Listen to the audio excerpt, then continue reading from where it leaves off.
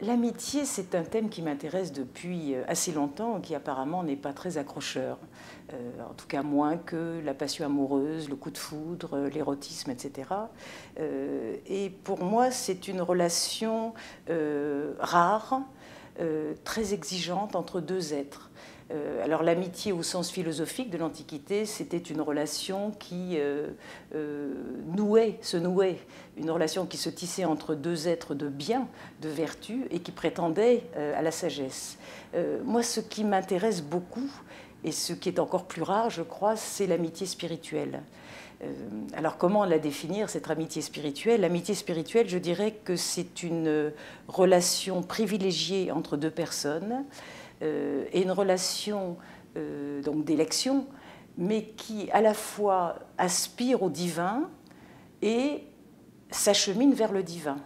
Donc ce n'est pas simplement une relation affectueuse, une relation d'intimité tendre, c'est une relation de connaissance, d'intelligence, de croissance. Chaque ami est pour l'autre un facteur de transformation et d'élévation. Donc l'amitié philosophique de l'Antiquité grecque avait ce propos en tendant vers la sagesse. Et comme héritière, l'amitié spirituelle chrétienne, instaurée ou propagée, développée par le christianisme et dès les premières communautés monastiques, cette amitié spirituelle est une manifestation de l'amour de Dieu. Cette amitié spirituelle entre deux êtres, hommes ou hommes et femmes, tend vers l'amour divin. Donc c'est tout à fait, c'est un but extrêmement élevé, exaltant et périlleux certainement, surtout lorsqu'il s'agit d'un homme et d'une femme. Donc c'est une relation extrêmement rare. C'est même, je dirais, c'est une relation exceptionnelle.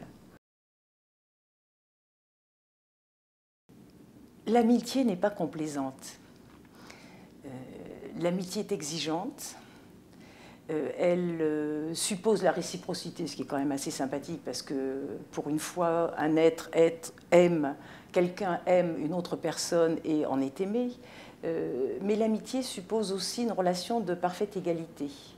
Alors dans le cadre d'une amitié spirituelle, moi ce qui m'intéresse surtout entre hommes et femmes, c'est qu'il n'y a pas quelqu'un qui sait, en général c'est l'homme, et l'autre, en général c'est la femme, qui a tout à apprendre sur un plan religieux, théologique, etc. Donc il y a une égalité parfaite en ce qui concerne la connaissance spirituelle. Donc voilà déjà ce qui est un petit peu oublié de nos jours.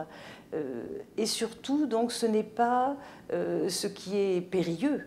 Le grand défi, c'est que dans l'amitié spirituelle, il s'agit de vivre une intimité des âmes sans vivre l'intimité des corps. Ce qui est quand même assez difficile pour des êtres de chair et de sang, des êtres de sentiments, des êtres qui partagent apparemment l'essentiel, puisqu'il s'agit du salut de leur âme, ou qui partagent l'intériorité, une vie intérieure riche, qui travaillent ensemble souvent, qui collaborent, qui se voient, qui se parlent. Donc ils sont liés par le plus haut, par l'esprit, par cette quête spirituelle, par cet amour du divin.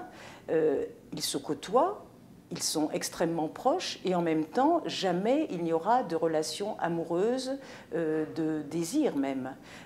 Donc ça veut dire qu'il y a une sorte de sublimation ou transformation totale de cet attrait qu'ils peuvent avoir l'un pour l'autre en quelque chose apparemment de plus, peut-être pas durable, mais éternel.